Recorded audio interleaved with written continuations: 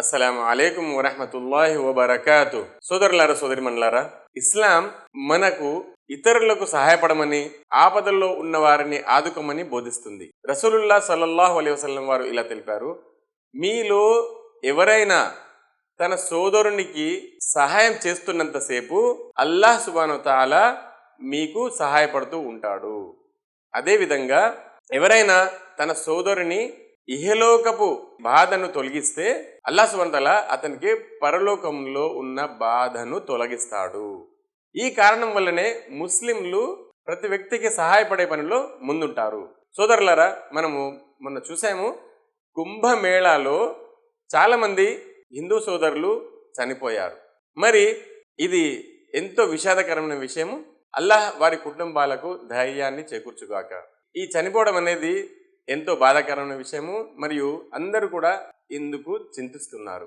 ఆ తర్వాత జరిగిన సంఘటనలు మనం చూస్తే ఎంతో మంది ఎవరైతే బాధలో ఉన్నారో, తొక్కిసలాటలో వాళ్ళు అక్కడ స్థలం లేక వాళ్ళు వేరే చోటికి తరలి వెళ్ళారో వారి కొరకు ఎన్నో మస్జిదులు తలుపులు తెరిచాయి, వారికి సహాయ సహకారాలు అందించాయి, వారికి అన్నము, నీళ్లు ఇవన్నీ కూడా వారికి సమకూర్చాయి.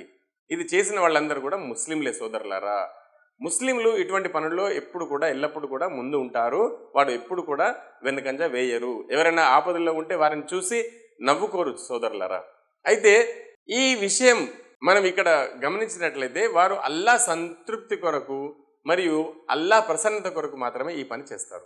అదే కాకుండా కుంభమేళా మొదలైనప్పుడు అక్కడ ముస్లిం సోదరులు కొందరు ఏవో చిన్న చిన్న వ్యాపారులు వారు తమ తమ వస్తువులను లేక తమ ఆహార వస్తువులను కానీ, తినుబండారాలను కానీ, లేక వేరే ఏదైనా వస్తువులను కానీ అమ్మడానికి అక్కడ తోపుడు బండ్లు కానీ లేకపోతే ఏదైనా బల్లలు కానీ పరిచి వాళ్ళు అమ్ముకోవడానికి అక్కడికి వచ్చారు. అయితే అక్కడ కొందరు దుష్టులు ఏం చేశారంటే, మీరు ముస్లింలు, మీకు ఇక్కడ ఏం పని ఉంది, ఇది హిందువుల కుంభమేళా, ఇక్కడికి అందరూ కూడా హిందువులు వస్తారు, మీరు ఇక్కడ ఏం పని అని వాళ్ళ వస్తువులన్నీ చిందరవందర చేసేసి వారిని కొందరినైతే కొట్టి వారిని తరిమేశారు. సోదరులారా, అయితే ఇది కూడా మంచి విషయం కాదు.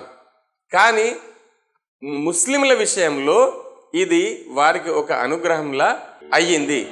ఎందుకు అనంటే వారిని అక్కడ నుండి వెళ్ళగొట్టారు.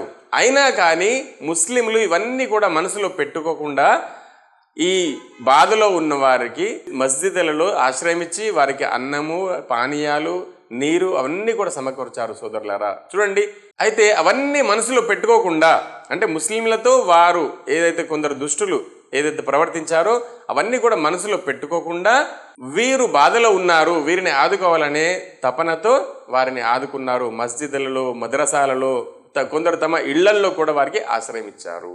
ఇది ఆలోచించవలసిన విషయం సోదరులారా. ప్రత్యేకంగా హిందూ సోదరులు, సోదరీమణులు ఆలోచించాలి. ఎల్లప్పుడూ విషయం కక్కుతూనే ఉంటారు ముస్లింలపై.